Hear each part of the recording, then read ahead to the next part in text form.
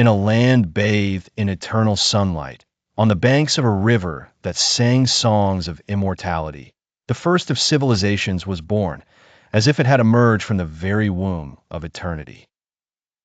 Ancient Egypt, the mother of time, built its glory upon sand and stone, and upon the minds of men who believed that eternity was possible, if the stones were stacked in the shape of pyramids.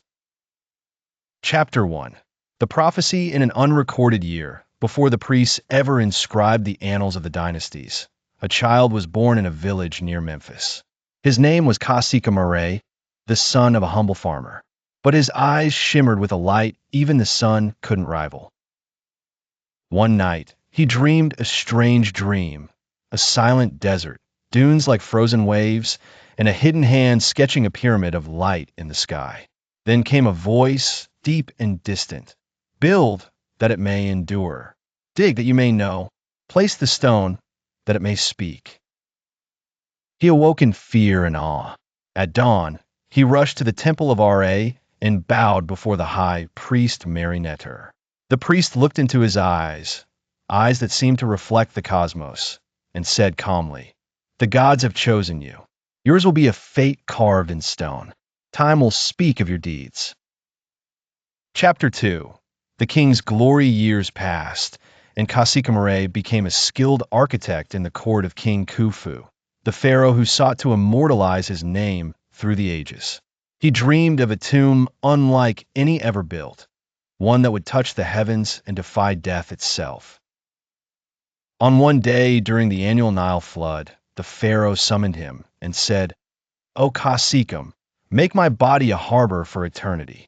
Build me a house that time cannot erase, a house of stone that points to Ra." The architect bowed, his heart trembling with reverence, and replied, "I will build it from silence, from patience, and from the secret of the stone that speaks." Chapter 3.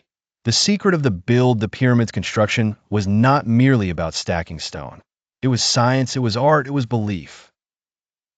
Kha-Sekhem devoted himself to studying the movements of the sun and stars. He summoned priests of astronomy and ordered that the pyramids lay out a line with the North Star. The site was carefully chosen on the western plateau, where the ground was firm and the sun would set over the pharaoh's resting place, his gateway to the afterlife.